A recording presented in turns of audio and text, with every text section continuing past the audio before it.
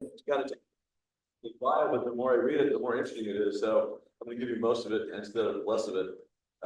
Randy started his flying career in high school when he qualified for his private pilot's license in a Cessna 150. Same airplane I got mine too.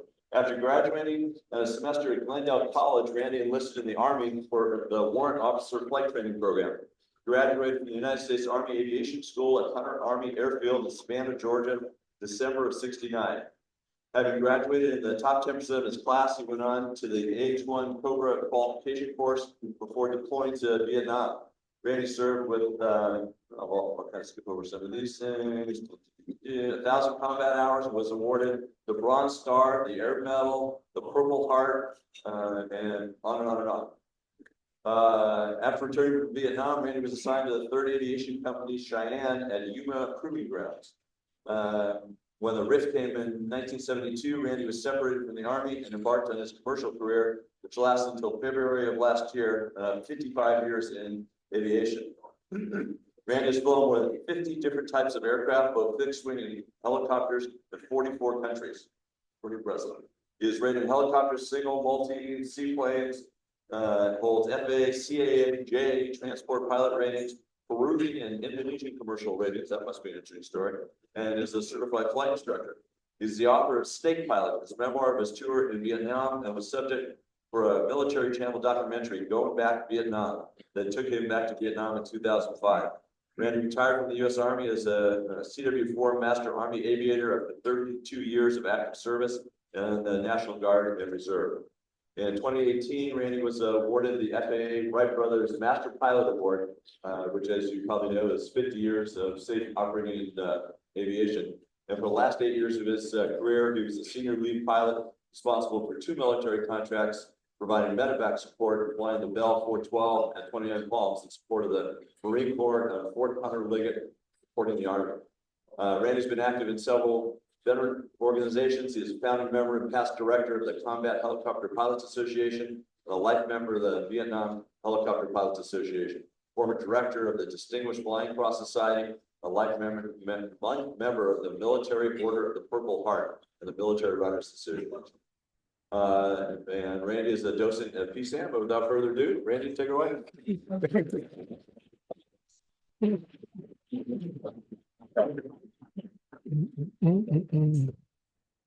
morning. Good morning.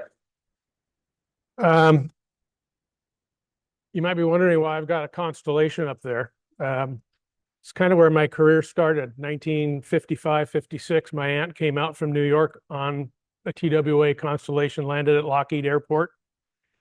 And as my dad tells me, or well, when he was alive, at least he told it, I asked him how the airplane know how to get here from New York. And he said, well, he says, I drive a car, so I'm a driver. He said, well, there's a driver in an airplane too, and they call him a pilot. And I said, that's what I'm going to do when I grow up. And I never changed my mind. A little louder, sorry.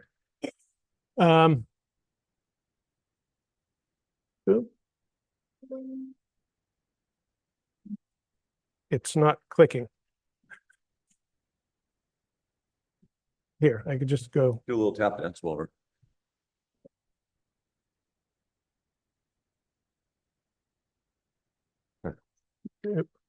We went too far. Let's go back.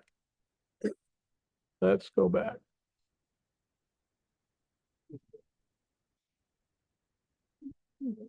There we go. Anyway, okay, sorry about that. A little technical difficulty. I started flying in 1968 at San Fernando Airport, which is no longer there. Got my private pilot's license on my mother's birthday. I'm sure that wasn't the greatest gift I could give her, but yeah, so that was in '68. As a senior in high school, I don't know about down here, but at my high school, I went to school in San Fernando Valley. All the recruiters would come around and talk to the senior class, and they'd give their spiel about why should you join our military branch versus another. And the Army recruiter talked about a warrant officer flight training program. And it was advertised as a high school to flight school program. So I went and talked to him. He said, there's a 2-year waiting list. You might as well go get an AA degree. So I went to Glendale College, enrolled in their aeronautical technologies course.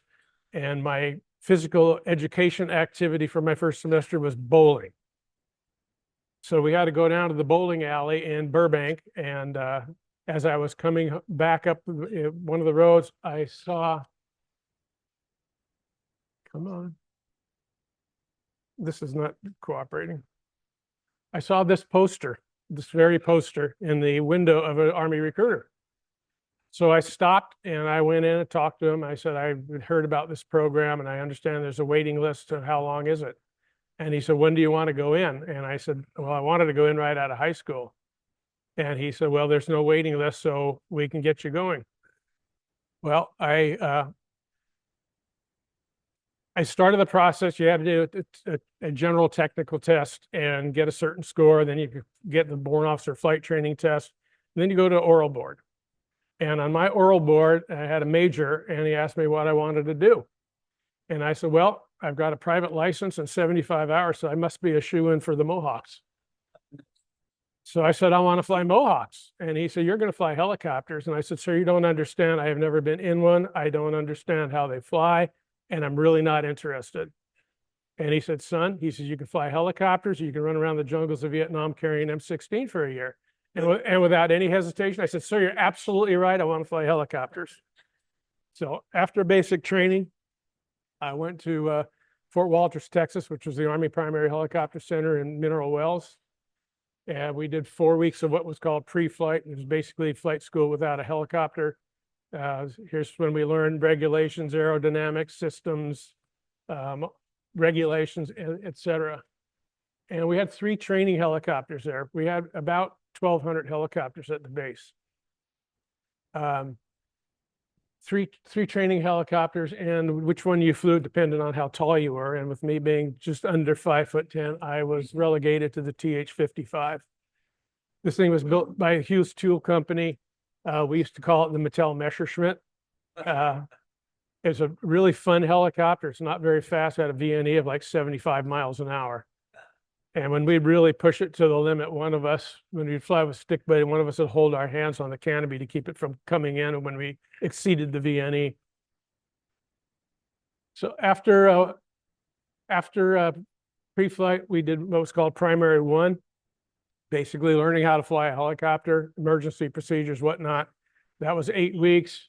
And then we did 8 weeks of what was called Primary 2, and that's when we put the helicopter to work. Landing in confined areas, pinnacles, flying formation, day cross country, night cross country, all that stuff. And once we got done with that, it was on to Hunter Army Airfield for me. Most of you probably heard of Fort Rucker, Alabama. We fondly called it Mother Rucker. At that time, there was so many candidates going through. We had 10 Born Officer candidate companies at Walters. My class had 376 when we started. So there's a lot of people going through.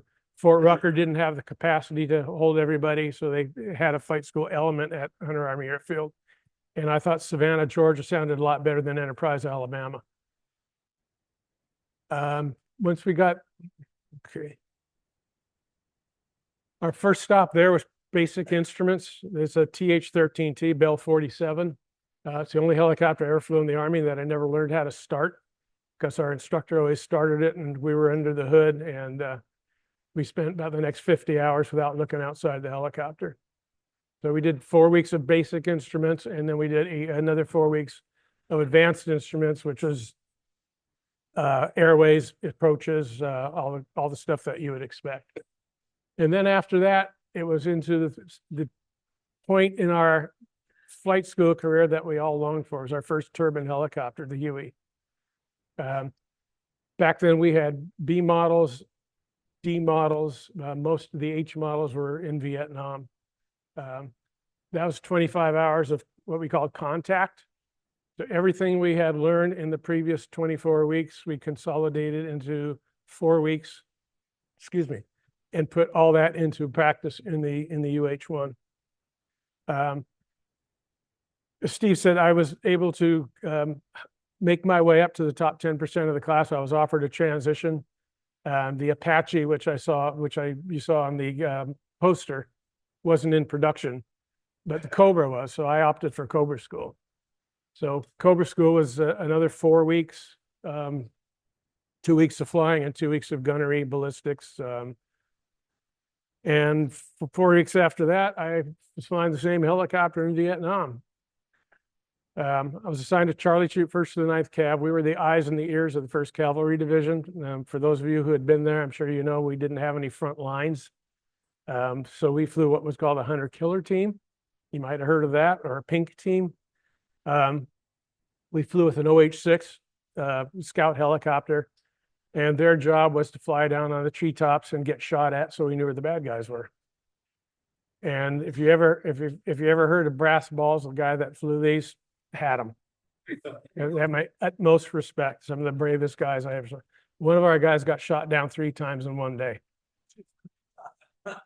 Every time he got shot down, he just got pissed off and went back, got another helicopter, and finally said to CO said, "You're costing us too much money, so you're grounded." Yeah, exactly. So this is my aircraft when I made aircraft commander. In our unit, the Cobra pilot was the mission commander because we went out with only 2 aircraft, ourselves and the Scout.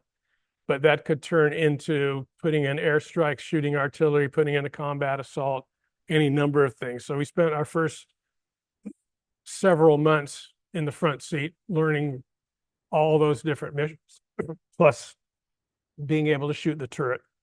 Yeah.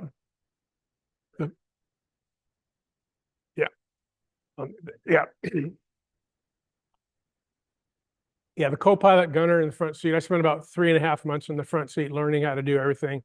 We had to be expert map readers because when we're shooting artillery, we used to have to give 16-digit grid coordinates.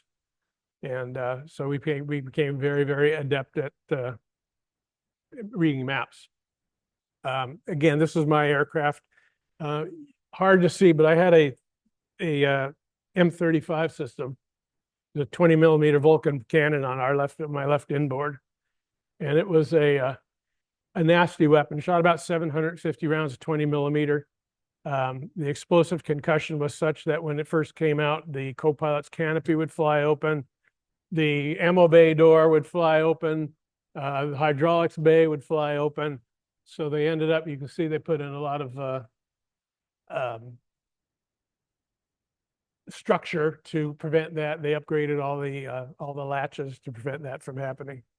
It was a really nasty weapon. The Cobra was very, very aerodynamic. It was very nimble. You could bank at 135 degrees, dive at 90 degrees, had a VNE of 190 knots. I pulled out of many, many dives far in exceedance of 200 knots, and it performed really well. And this is just one shooting a salvo of 2.75 rockets.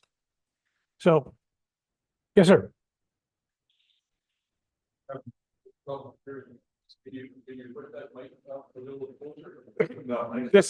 This mic. Just speak to the middle of the room. I'll do my best. I'm not known for having a loud voice, but I'll do my best. So anyway, after a year in Vietnam, I was assigned to Fort Rucker, Alabama as an instructor. And when I got home, I called Branch and I said, "This is Mr. Zahn. I just got home from Vietnam and I got orders to Rucker and I don't want to go there." And he said, "Where do you want to go?" I said, "I want to fly Cobras on the West Coast." And the answer I received was, "So does God. Hold on." And after about 5 minutes of waiting, he says, "Mr. Zahn, are you still there?" And I said, "Yes, sir." He goes, "That's what I was afraid of." And I said, "This is not going well." So he asked me when I was due to report to Rucker. And I told him, and he said, "Well, I don't need you for an extra 2 weeks, so extend your leave. And you're going to Yuma Proving Grounds to 3rd Aviation Company." And I said, "What am I going to be doing there?" And he said, "You're going to the Cheyenne Net Team." Well, this was the AH-56. It was a very, very sophisticated advanced aircraft. Never got to fly it, but we learned all the systems.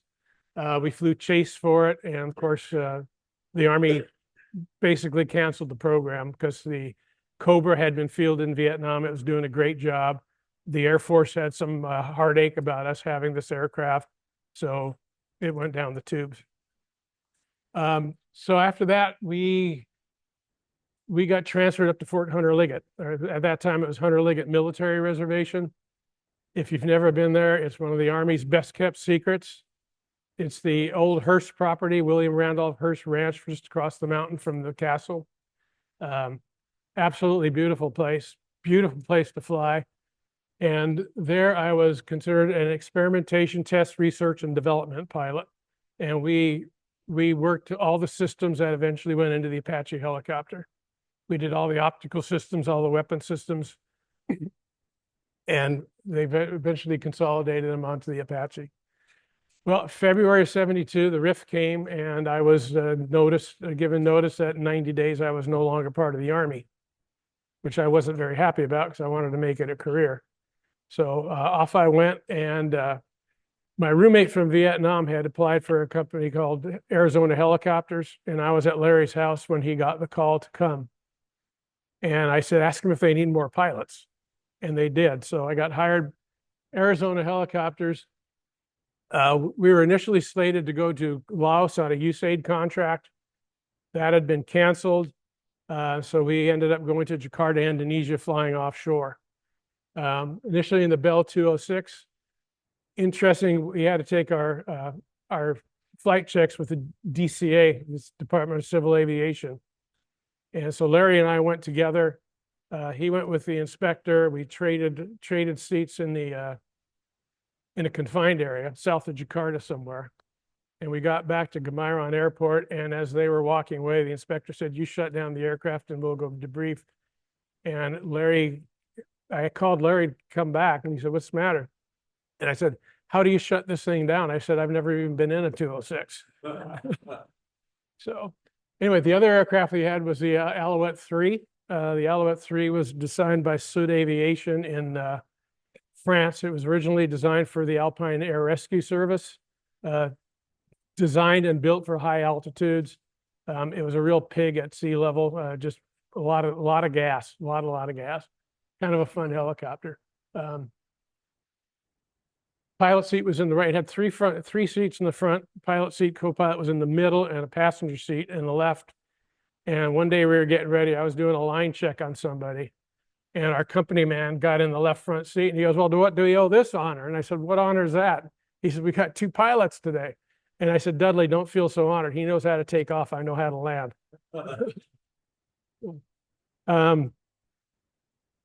That company lost many pilots in that they arrived and figured out what the company was about and left. It took me 6 months. I'm a slow learner. And I resigned and I went back to school. I came back to the States, went back to school. And about 6 months later, I called a company in Long Beach called Utility Helicopters. And I said, "I'm a former Army helicopter pilot. I'm not looking for a job. I just want to know what's happening in the industry." And he told me he had 2 4-drawer file cabinets full of resumes. He received about 200 a month, that he'd be happy to send me an application and just keep in touch with them, because after 6 months, if I didn't hear from them, they were going in the round file. Well, I filled it out. I called him on the Friday of that week just to ask him if he had received my resume, my application. He said he did, and he said, "Just keep in touch." And I said I would do that. And 7 o'clock the next morning, I get this phone call. "Randy, this is Bob Gordon at Utility Helicopters." And I went, "Yes, sir." He goes, "How'd you like to go to Peru?" And I said, "When?" He goes, "At noon." And I said, "Don't think I can do that." I said, I need some time. So the following week, I was off to, I keep playing with this. I was off to Peru. We were flying the Hiller FH-1100. Single engine turbine helicopter. We were doing seismic work in the Amazon. Our accommodation, as you can see, was not exactly the Ritz or Marriott class, but it is what it was. We did an awful lot of flying there. As you can see, this is my logbook's like 2 weeks, and in 2 weeks I flew 100.7 hours and did 605 landings. So that was pretty typical of what we did. We finished the contract there, took the aircraft up to Barranquilla, Colombia, and the company had a subsidiary in Singapore. So I was off to Singapore. Initially went to a place called Balikpapan in Kalimantan, which is the Indonesian half of Borneo. There was a big World War II battle there at Balikpapan, if anybody wants to read up on that. 205s, you have civilian Huey, and then one day, one of the guys said, they're looking for pilots up in Burma. And I said, what's going on in Burma? And they said, well, we have an offshore contract, and they're sending a 206 up there, but there's an S-58T. And I said, well, what's the deal? Nobody wanted to go to Burma. Socialist country. It was very, very closed, very, very restrictive. Weren't allowed to fraternize with locals. The military intelligence followed everywhere you go. He said, you don't want to go to Burma. And I said, I want to go to Burma. I want to go someplace where I've never been before. I could be there long enough to learn the country, learn the language. And they had the 58T there. You can see it's a big helicopter, Sikorsky. CH-34, it was built for the military originally. It flew in Vietnam. Marine Corps flew a lot of them. Army had some. The 58T was a twin turbine. We took out the radial engine and replaced it with a PT-6 twin pack. And I ended up flying the 58T more than the 206, which is great. It's one of the most fun helicopters I've ever flown. A little bit different because you sit so high, so your sight picture is very, very limited, especially when you're doing an approach, because when you pull the nose up to decelerate, you've got about 7 feet of nose that goes, and you've got this great big door in front of you.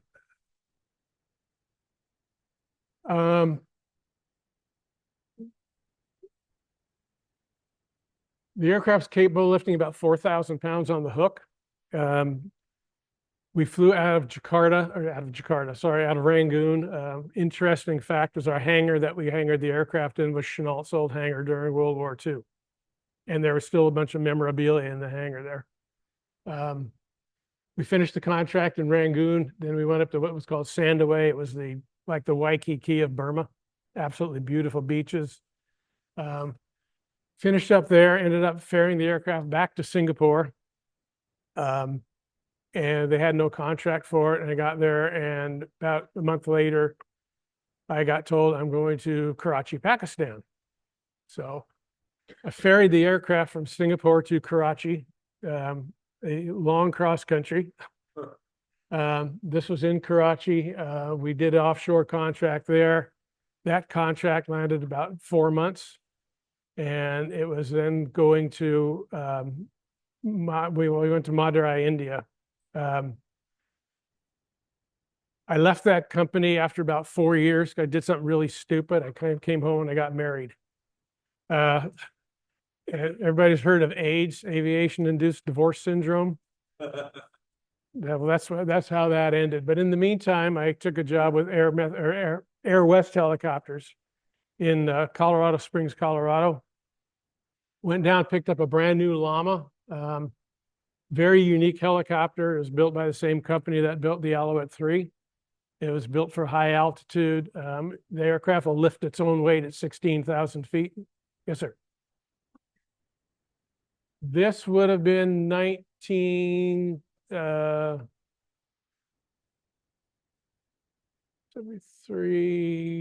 about 78, sorry, 78. Yeah.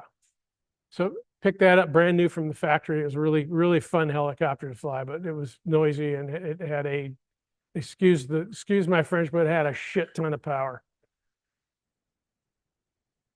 That was a very short-term contract. I'd use that firefighting at Jemez Springs, New Mexico.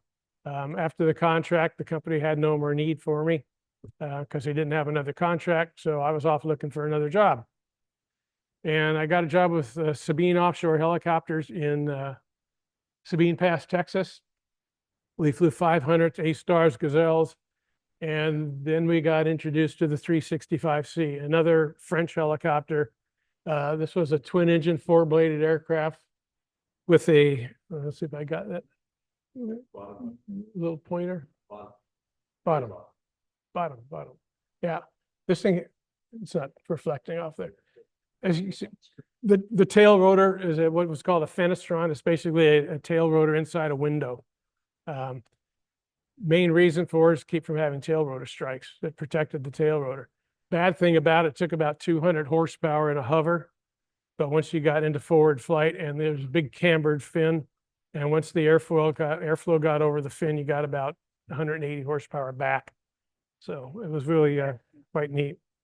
And then, as in many helicopters, Sabine Offshore got taken over by a company called Bristow Helicopters. You might have heard of Bristow, very big British company. They started off in 1948. They operate internationally. And they came along and they pushed the wrong button again. They came along and bought out Sabine Offshore. We became Bristow Offshore Helicopters. And there I got checked out in the Sikorsky S-76, which is a great helicopter, absolutely fabulous instrument platform. Cruises about 155. It's retractable, dual digital autopilot, really a nice machine. So flew there and we got a contract with Pemex in Mexico. We were going to take all of our aircraft and go to Campeche because the company thought they can make more money down there. Well, they sent us to Lamar University in Beaumont, Texas to do a Spanish immersion course. We bid ourselves out of all the contracts in the Gulf of Mexico. And in that time, the hierarchy at Pemex changed and said, no, you're not having a contract. We're using Mexican aircraft, Mexican pilots. So guess what? I was looking for another job. So then got a job with a company called Jettex. It was a very small oil company in Abilene, Texas. And they hired me to fly their Bell 206. So I went to Jet Fleet in Dallas to get my 135 check ride, called the company. I said, I'm done. I'm getting ready to leave. I'm heading to Abilene. And he said, no. You stay there. And on Monday, you're starting the Saberliner ground school. And okay, well, the company had a Saberliner, military T-39. This is a 40 Alpha. Went to Saberliner school. And of course, I ended up flying the Saberliner more than I flew the helicopter. The most fun thing we did is we had a contract. We flew the police around on their Ghost in the Machine tour at a Teterboro for 2 weeks.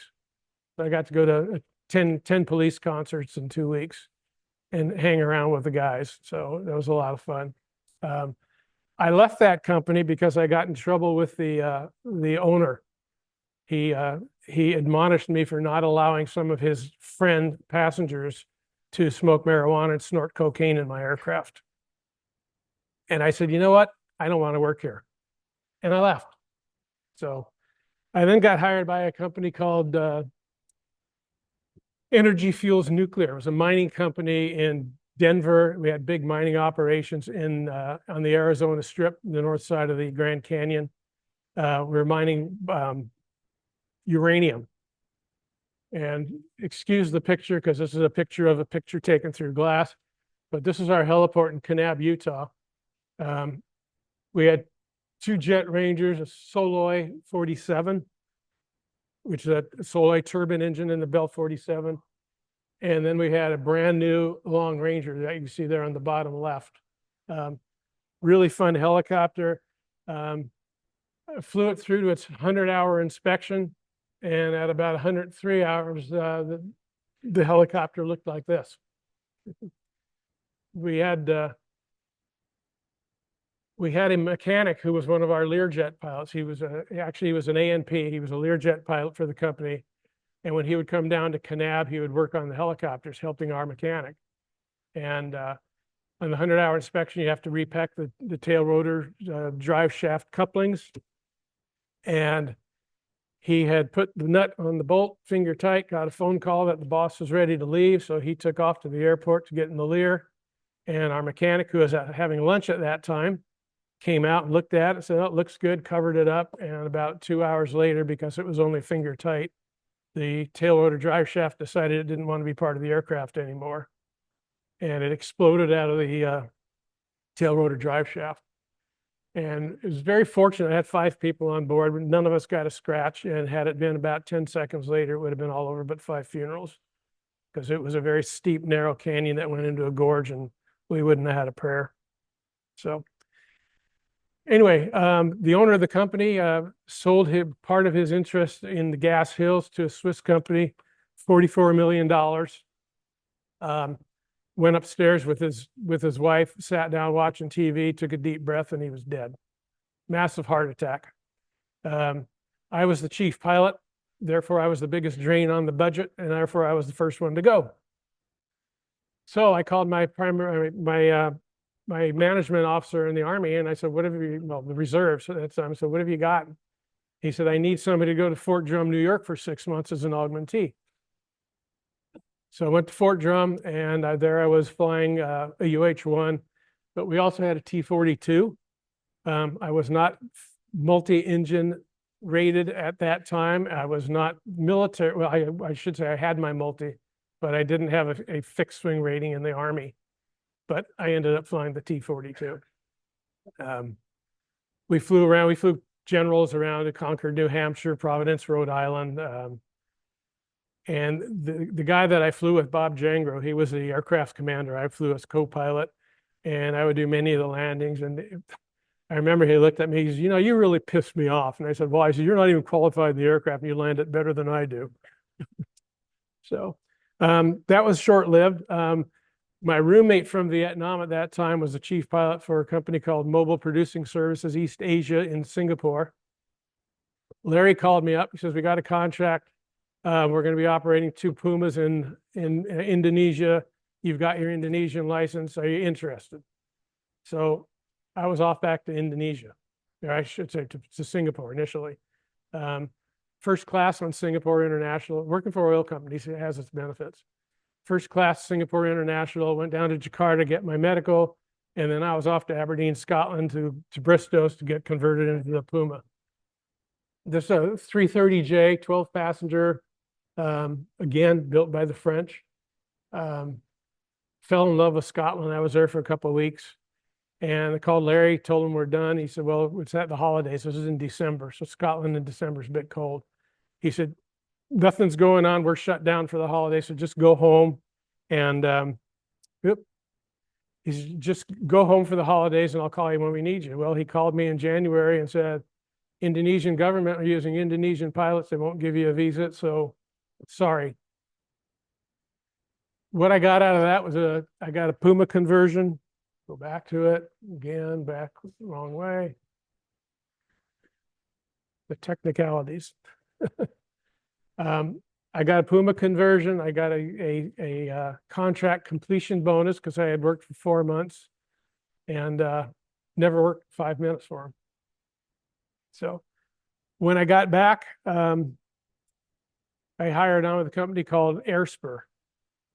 I know some of you might have seen them around. We flew out of LAX. It was a very unique helicopter Part 121 operation. Flew the Westland 30. We went into Hollywood. We went into Burbank, Fullerton, Long Beach, and John Wayne out of LAX. 16 passenger helicopter, stand-up cabin. Probably the worst helicopter I've ever flown. Vibration was ridiculous. 200 hours on an engine, and the engine would not make power. So we went through, I think, 19 engines on 3 aircraft in 8 months. Yeah, it was a Rolls-Royce Gem 30 engine. Wasn't one of their winners. Here we go again. As in most helicopter companies, in about 5 months after I was there, Evergreen Helicopters bought out this company.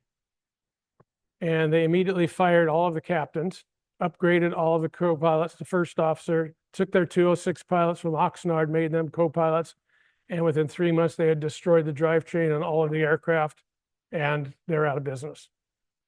So I was let go. I called my PMO again and said, "Lee, what have you got going?" He says, "I got a shortfall at Rucker for a Cobra course." So went to Fort Rucker to get qualified in the S model Cobra. And I knew that was going to be short-lived. I mean, it was only a 4-week course, and then I had to find something to do.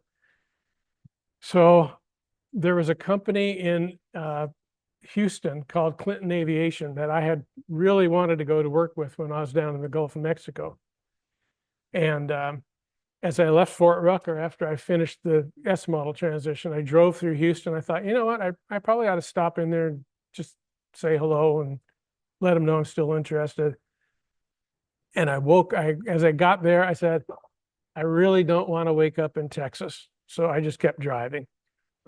So I got home on a Sunday evening, Sunday afternoon into LA. And Monday morning, I get a phone call. Randy, it's Walt Shoemate, chief pilot at Clinton Aviation. We just got a job at the university, contract at the University of Wisconsin. Are you interested? I said, I'm interested. So I got hired, and I was supposed to go to Grand Prairie, Texas to get qualified in the aircraft. I decided I want to go to Madison first to find a place to live because I didn't want to go back there and then starting a new program and having to find it. So we landed at Madison, and as we were rolling out, I looked out the window and I saw a ramp full of Cobras. And I thought, you know, Mana, I've just died and gone to heaven. So I got my rental car, drove over to the guard unit and said, do you need pilots? And they said, yep. So I put my name in there, went and got an apartment, got on an airplane, went to Texas, and we were flying. This is the SA-360C, which is a single engine Dauphin. Very unique looking aircraft. Fast for a single engine, 140 knots. Had a great big open cabin, which the hospital really liked. Dang it. Somebody come here and take my finger off this thing for me. There we go. Yeah, it was a great helicopter. So we were there for a year with Clinton. And we got what was called a certificate of need because we were only the second helicopter EMS operation in the state of Wisconsin. We were flying for the University of Wisconsin Hospital and Clinics. We flew a 250 nautical mile radius. We were super busy. There are many, many days where we timed out. We had flown our 8 hours before our 12-hour shift ended.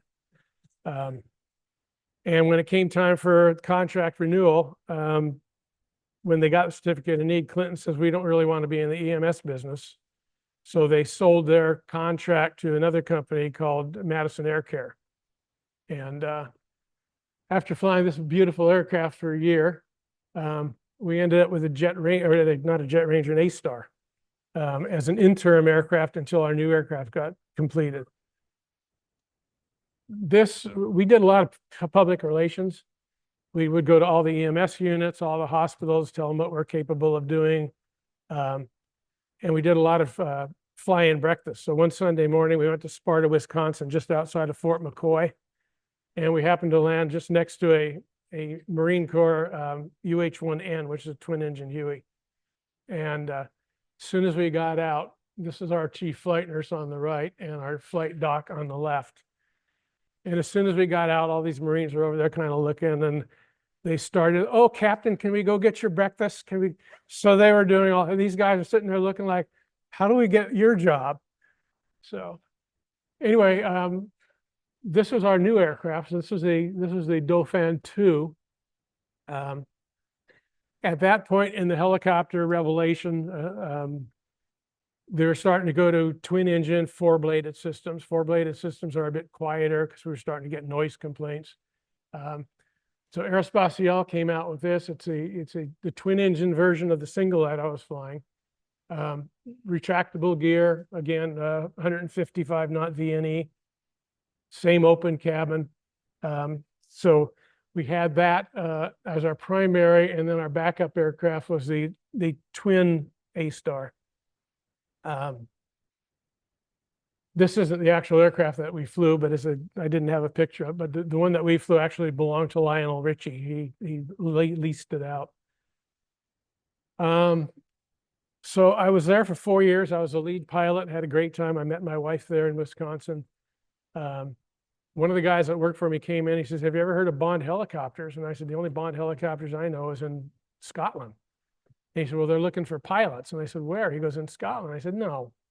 I said, you know, I asked about a job when I was there getting my conversion for the Puma. And they said, the only way you're going to get a job here is to marry a British girl. And I said, well, that's probably not going to happen. So long story short, I'll give you the Reader's Digest version. There's a company in New Orleans that was headhunting for them, fill out application, and then Bond was going to send some people over to do the vetting. And they sent me this packet that was about an inch thick, and it was like the most ridiculous questions in the world. If you've ever been in the military, we need letter of recommendation from your last 5 commanding officers. As if I had a clue where any of them were 10 years after I got out. And I told my wife, so, I said, I don't even want to work for this company. I want to work for Bond. So I ended up sending him a telex at the time, before computers. And I got a phone call, and I was the only American that ever got hired. I was their quote unquote token colonial. Yeah, so there I was flying again, back in the S-76. This was an A model. We flew out of Aberdeen Airport. Aberdeen was the biggest commercial helicopter heliport in the world. We supported the North Sea, the East Shetland Basin, the North Atlantic, English Channel. Initially, I had a contract with Unical. We flew to a rig that was 250 nautical miles out. And as you're probably aware, North Sea is a very, very unforgiving environment, and you really got to be at the top of your game there. Unical sold the Heather after about a year and a half, and we became what was called ad hoc. So if somebody called in the morning, said we need a helicopter, we got to go. So we ended up going all over England, all over Ireland, Denmark, Norway. Every day was different. We never knew where we were going, and it was really it was a great opportunity. I went over there in 1989 on a 2-year contract, and I stayed there for 12 years. And I go back about every other year, and every morning I wake up going, and I ask myself, why the hell did I ever leave? So if you've never been to Scotland, go. It is just phenomenal. Our kids grew up there and could not have asked for a better environment. Well, one of the things I got to do, I got to fly one of the clan chiefs around, so that was kind of fun. And then, as you've probably kind of getting the gist of how the helicopter world works, we merged with helicopter service in Norway. And very shortly thereafter, they took their eye off the ball, and Craig Dobbins of Canadian Helicopter Companies took us over in a hostile takeover. So we became Scotia Helicopters. Again, the 76. I said I'd give it 2 years. I was a line pilot. I was a line training captain. I ran a crew resource management program for 10 of the 12 years I was there. I consulted with the RAF, the Royal Navy, and the Canadian Coast Guard, getting their CRM programs up and running, training all their trainers. I was assistant chief pilot at Aberdeen, senior pilot on the 76 fleet. And this new company came in, and they wanted to change everything. And I said, I'll give it 2 years. And after about 1 year and 10 months, I said, I can't do this anymore. The other problem back then was that at that time, 55 years old was mandatory retirement for pilots in the North Sea. And I said, I don't want to go back to the States at that age and start looking for another job. So I started looking around, doing some research. One of the fun things I got to do, this is the Claymore Cap. This is what's called a flotel. It's Claymore accommodation platform. Houses 200 people. It's like a hotel offshore. Full restaurant. We had reading room, TV room, library, billiard hall, et cetera, et cetera. And I was doing a contract there. There's a platform there called the MCP01. It's a manifold compression platform that pushed the oil from the North Sea to St. Fergus in Scotland to the refinery. And every 2 years, they have what they call a campaign, a maintenance campaign, because the MCP01 is unmanned. So we would go out there for 2 weeks, off 2 weeks, back out for 2 weeks. And we did 3 rotations. And so I'd drop these guys off at 6 o'clock in the morning, pick them up at 5:30 in the afternoon. And in the 6 weeks that I was sitting on the rig, I wrote what became my book, which was never meant to be a book, but that's a whole other story I won't go into. But I've got some here if anybody's interested in purchasing one. So when I left there, I put my name into the hat for a chief pilot position in Alaska with Aero Helicopters. Aero is another old company, 1948 they started.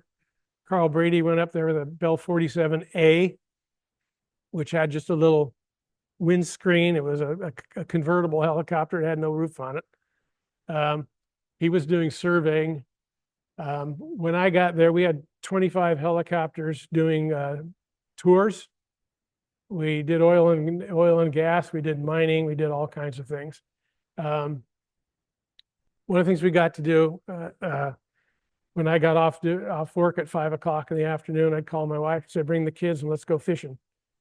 So we'd just take a helicopter. We'd go out to Prince William Sound or down to Seward Peninsula, and we would just go fishing and had a great time. Because guess what? That time of the year it doesn't get dark, so we could be out there at 10 o'clock at night. So the other aircraft we had there was 212. This is a twin engine Huey. This is a place called OSK in Nikiski where we supported the oil rigs in the Cook Inlet. That all went really well, and guess what happened to Aero Helicopters? They got bought out by a company called Secor. And Secor asked me to move from Alaska to Lake Charles, Louisiana. And I said, not in this lifetime, thank you very much. One of the guys that worked for me said he'd been talking to a company in Seattle called Vulcan. Never heard of them. Had no idea. So I said, well, what do they do? He said, well, they got a flight department. So I said, well, give me their phone number.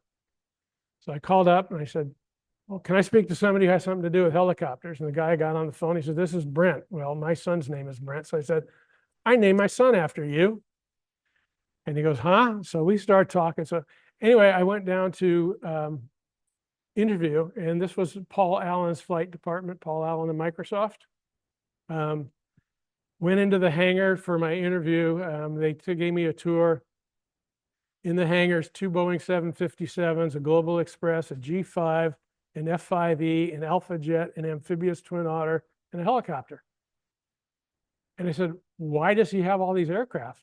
And the answer was because he can. So not only did he have the helicopters, he had 3 yachts that we flew off of. This was Medusa, 199 foot, but he outgrew that. So he went to Tatoosh, which is 313 feet. And that's what he had while he was building the Octopus, which was our exploration yacht. This is a 414-foot ship. When we had guests on board, the crew was 60.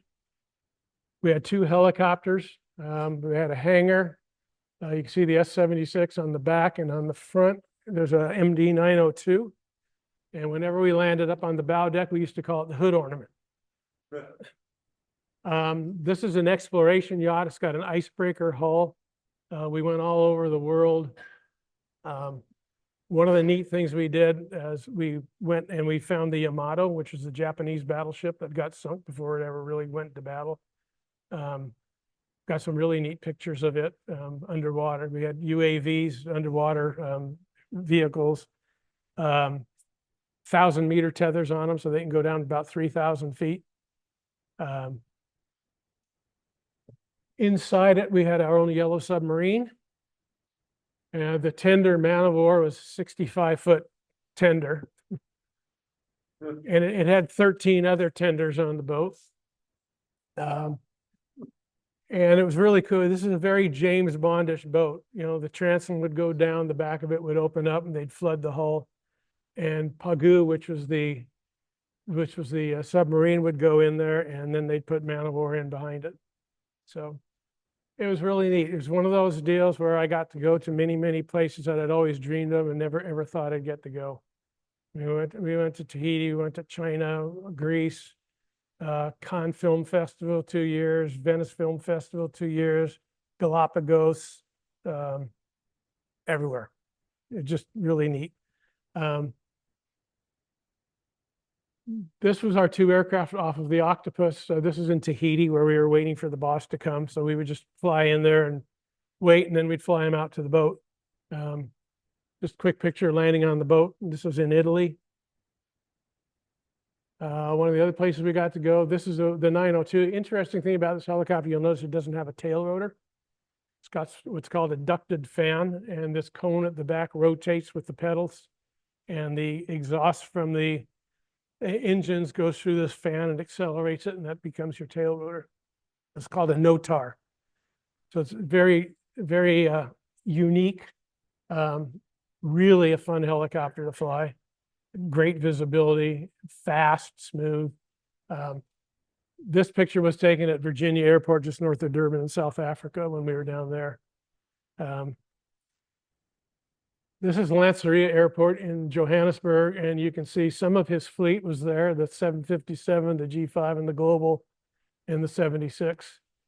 And we started out in Durban, and in the helicopter, we got to follow them on safari. So we went to South Africa, Botswana, Zambia, Tanzania, into Kenya for 5 weeks. This was at a Zulu village. You may or may not recognize, but that's Dan Aykroyd there and his wife, Donna Dixon. They were with us for the whole 5 weeks. And this is a picture of me with the Zulu chief.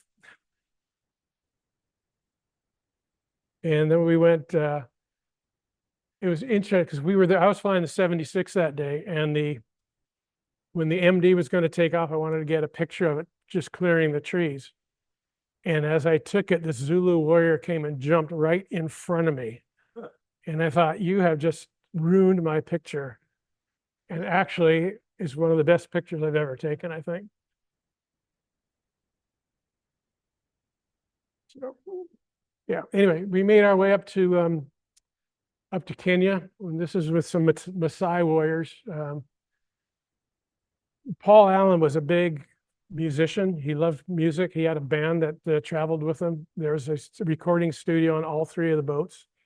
And when Danny Aykroyd was with us, they decided they were going to give a concert for the Maasai in the Rift Valley.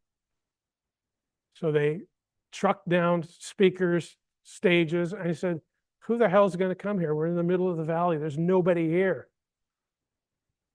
Well, it turns out Danny wanted to do his Blues Brothers thing, and these Maasai started coming out of the woodwork. I mean, they literally came from everywhere.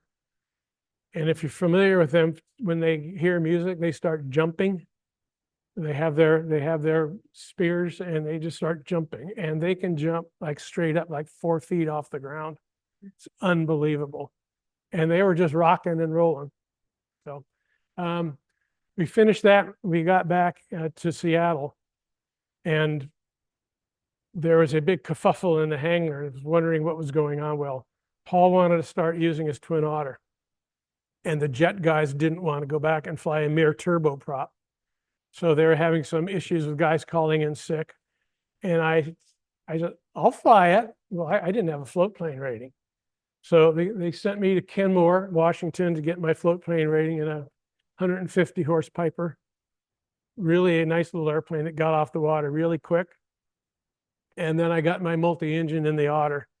And you know, I was not embarrassed to be seen flying that. Of course. Yeah. Yeah. Yeah. Paul owned the Trailblazers and the Seahawks. So when the Trailblazers were playing, we would just fly them down there and land on the river in downtown Portland.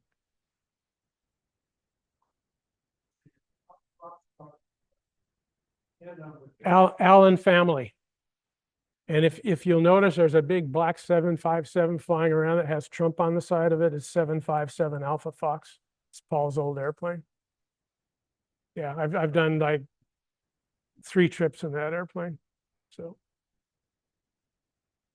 Paul's sister Jody was married to an Irishman, and we were in Naples, and Brian wanted to bring his family down there. So Paul dispatched the 757 with Brian and myself to go to Belfast to pick up his family.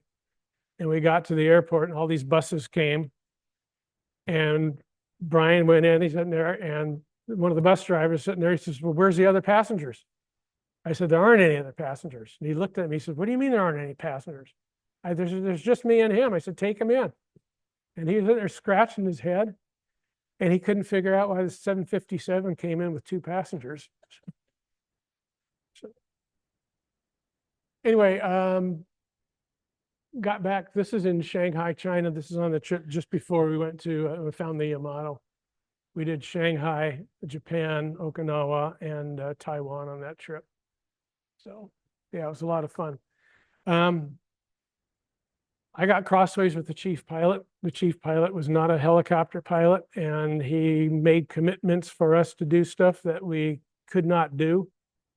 And after he implored me to lie to Paul 3 times for poor decisions that he had made, I decided to part company. I said, you know what? I said, I don't lie to you, and I'm not lying for you. And I left. So I then got a job as chief pilot for corporate helicopters down in San Diego. It was a flight school, and we did a lot of VIP transport also. This was a MD 530F, which was an upgraded Loach in San Diego. That's Torrey Pines golf course up there. And we were filming if you ever seen a Visa Black Card commercial? Well, yeah, it was, it's one of the hazards of the job. But yeah, everybody on the crew had to wear black. Everybody. I had to fly in a black Calvin Klein suit. And Donna is she's an Israeli supermodel, and she's one of the sweetest people. She's not full of herself. She's just a really down-to-earth, nice person. And she's the only person who's ever jumped out of one of my helicopters in flight. Yeah, if you get a chance, Google Visa Black Card commercial and look at it. It's pretty cool. They spent millions of dollars. She jumped out of the helicopter. We were flying out of Oceanside at the time. And she jumped out, and in the commercial, you see her boarding a black yacht. And the only black yacht they could find was in Monaco. So they took her and they went over to Saint-Tropez, and yeah, it was a very expensive effort. Anyway, I was there for 4 years. Decided I wanted to go back to flying. I was also flying at that time for a museum at French Valley Airport, Wings and Rotors Museum. We had a B model Huey gunship that we used to fly. If you're familiar with the Rolling Thunder, where all the motorcycles go to DC, in 2008, we escorted them all the way across the country in this B model called Flying Thunder. One of the other things I got to do, I got to fly Gary Sinise around. That was in Temecula. There's a big outdoor farm store there that had a cornfield, and they had gone into the cornfield and they had done whatever they did, so you could only see it from the air, but it was Gary Sinise Foundation logo in the cornfield. So we had to take Gary up so you could see it, because you couldn't see it from the ground. About that time, one of my friends came to me. He says, do you get the Air Force magazine? I said, no. Why would I get the Air Force magazine? I'm an Army guy. And he gave me the Air Force magazine. They had a deal on the Cobra, and for some reason they listed me down here as a famous flyer. I, to this day, don't know how they knew about me, whatever. And if anything, I was like world famous in 2 counties by then. I left corporate. Like I said, I wanted to go back to air. I wanted to go back to Alaska. They wanted to get me back into management. I said, no, thank you. Been there, done that, got the t-shirt. I just want to go fly my helicopter for 2 weeks and go home. So I was back down at Nikiski, and we did a lot of sling loads out to the rigs. Then we got a contract up on the North Slope of Alaska, a dead horse, for the AW-139. So I went and got qualified in the 139. This is an Augusta Westland, 12 passengers. This is kind of like a Gen 3 aircraft, and 4.5 hours of range, which is unheard of in a helicopter. It cruised all day at 150 knots. 4-axis fully coupled autopilot. You could shoot an ILS, it would auto hover it would level at 50 feet, 75 knots, and then you can go into rad alt mode and you can just fly it onto the ground without touching the controls.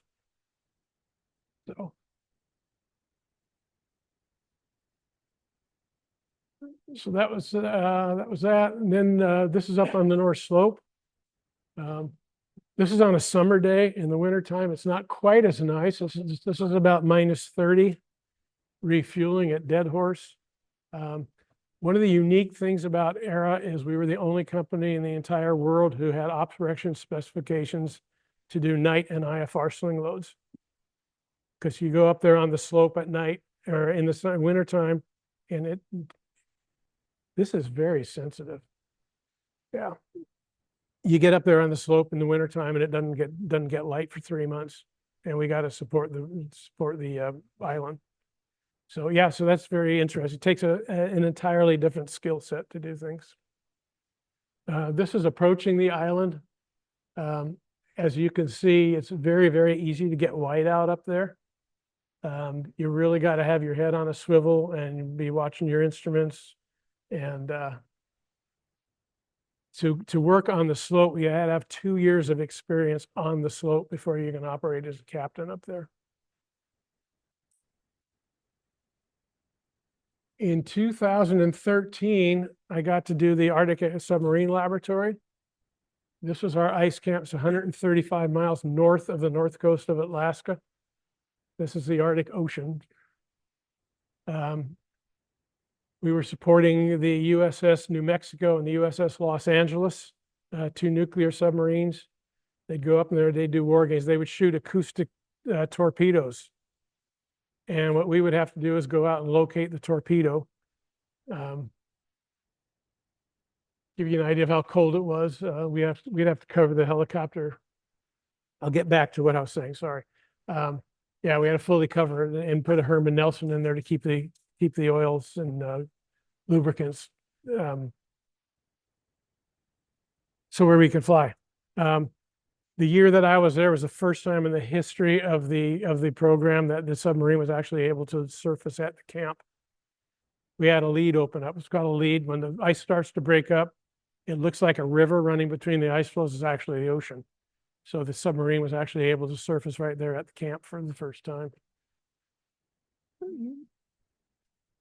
So it looks like me on the beach with something in the back, but it's me standing on 25,000 feet of water and 13 feet of ice.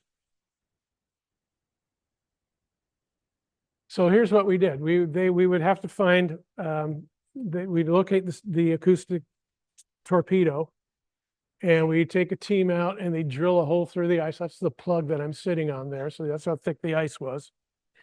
And then they would send a diver down, and the diver would go and we would hook a cable up to the torpedo, drag it over to the hole, and then we would sling it out of the hole and sling it back to camp, and they'd put it back on the sub.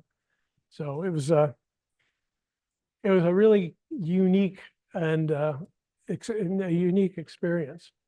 This is one of my favorite pictures. We had to find locations where the subs could surface in case of emergency. Well, the ice had to be less than 14 inches thick for them to surface. Otherwise, it would damage the antennas and some of the other stuff on the surface.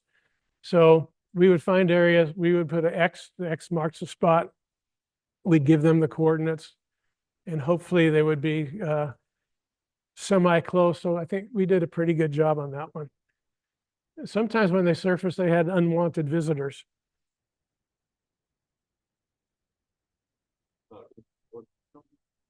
Yeah. So anyway, with ERA's new owners, Secor, they decided at some point that they no longer wanted to have an Alaska operation.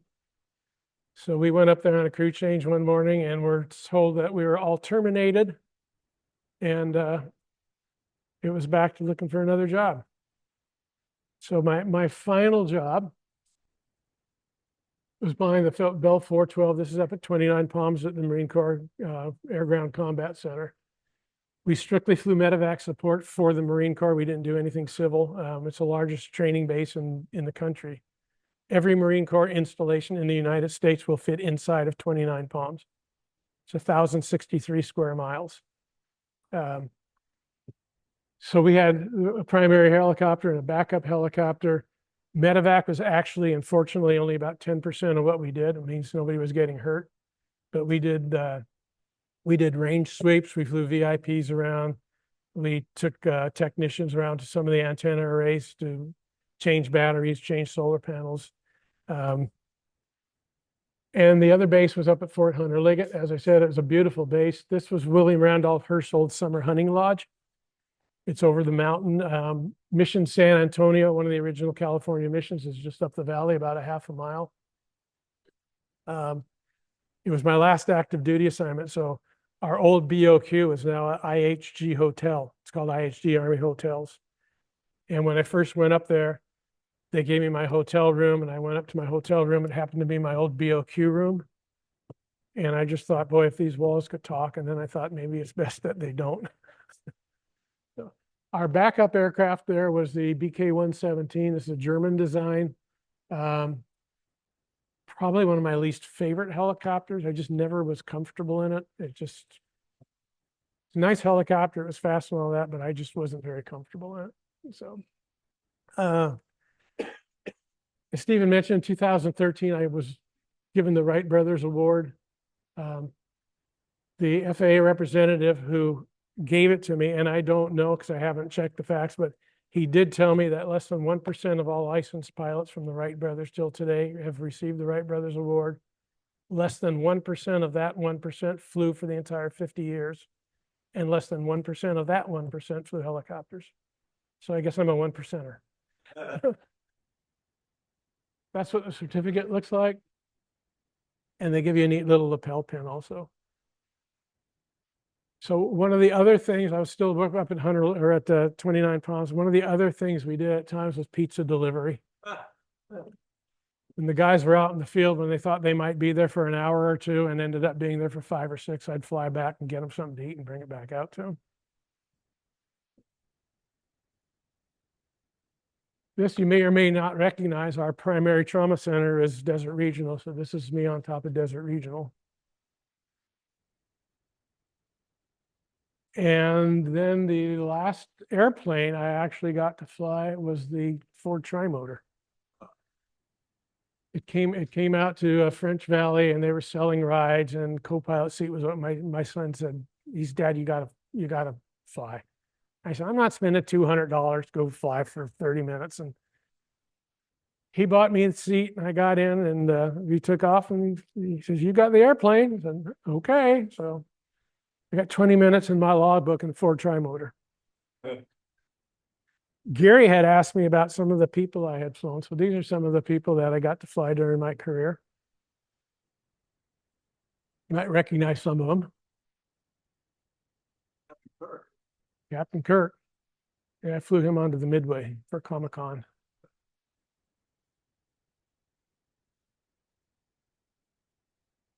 And this is the reason I retired. It's my grandson. He wanted to go see Grandpa's helicopter. That wasn't my helicopter, but it was parked at French Valley. So that was February of last year where I did my final flight and called it good after 55 years. Get the water cannon over the top of the plane? At the Marine Corps? No. No, I didn't. So that's it in a nutshell. Any questions? Yeah, Randy, Yes, sir. go back about 40 or 50 jobs ago and tell us how you got your Purple Heart. How I got my Purple Heart. We had been hit 56 nights in a row by Viet Cong trying to keep us awake.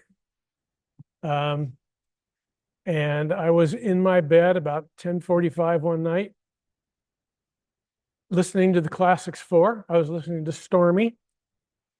And we started taking incoming, and I heard one. I thought, that sounds fairly close. You quickly can tell the difference between incoming and outgoing artillery. And the second one hit, and we started getting a little tinkles of stuff on the roof. And I thought that's really close. And what they used to do is they would shoot 2 rounds and then they would adjust the gun and they would shoot 2 more. And so when the second round hit, I got up and I headed towards the bunker and I got to the door of the hooch and something said, get on the ground. And I hit the ground and they had fired a 3rd round.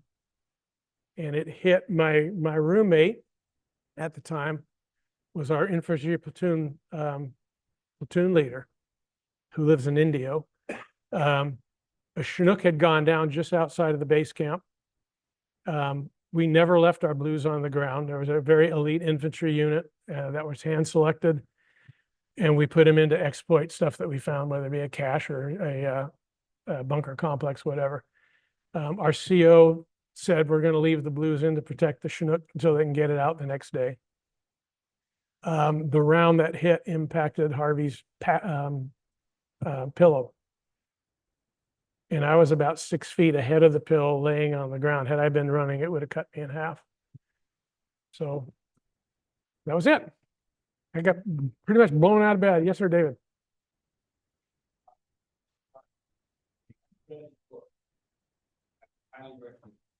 I read lots of books about Vietnam, World War II. Randy is not Canadian state, but it's a different kind of book. It's about 1 year that he didn't talk about in this presentation, but it's all about that. And it's one of the best books I've read about flying. And I said I've read a lot of them, and very well written. Some guys write books. This is very good. You haven't read it. I highly recommend. Thank you, Dave. So, 2 years ago, I gave a presentation about the Apache helicopter. I just found and involved in the negotiations with the Army. Sitting in on all of the flight tests that we were getting feedback from the Army test facility. And what you saw here is an amazing history of helicopters. So we, with our Loach, our four-bladed scout in Vietnam, we were a race car. We survivable great aircraft. It's still in production today. Special forces use that very updated helicopter. But as we were getting this intelligence, I kept going to St. Louis, negotiating with the Army. We knew that Bell had lost big time because the only technology that they could bring to the Apache helicopter was the 2-bladed blade that you saw on the aircraft Buford. Yeah. And those blades in the Apache-sized helicopter, each blade weighed over 500 pounds. And we had a very light 4-bladed rotor system that could sustain a ZSU 23 high explosive hit. So there's a lot of history in that, and it was a great presentation. Thank you. Thank you. Yes, sir. How many dozens of different jobs have you had? And what did your wife cope with moving all around the world? Well, I'm on wife number 3. We just celebrated our 36th anniversary. The first 2 didn't cope all. My first wife, when I was in Peru, she was supposed to come down because we were living there, and she didn't show up. And I called her up and said, I thought you were supposed to be down here on this Brana flight. And she said, do you want to make this marriage work? And I said, well, I wouldn't have married you if I didn't. And she said, then you need to get on the first airplane back here. When you get back, she said, before you touch me, before you say anything, give me your pilot's license. I'm going to tear it up, and I don't ever want you to go near anything that flies again. And I went, goodbye. And I called my attorney. I said, do it. Oh, geez. A dozen?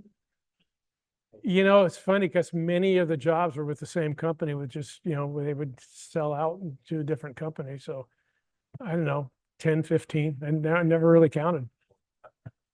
Yeah. All right, well, Jeff, last question. I was gonna ask a similar question. I stopped counting at 100 different jobs that you had. But from the look of you, in fact, you don't seem to be damaged too much. I speculate you have no idea how many jobs. But I'm happy to see. Yeah. Thank you. Yeah, I was very fortunate because many of the jobs, you know, were unsolicited. I mean, literally, you know, like when I went to the University of Wisconsin, I mean, you know, who would have thought I was driving through Houston on a Saturday and on Monday morning, they'd call me up and offer me a position. So Well, thank you very much for. you're welcome. Great. You're welcome. Thank you. Yeah, terrific. Yeah.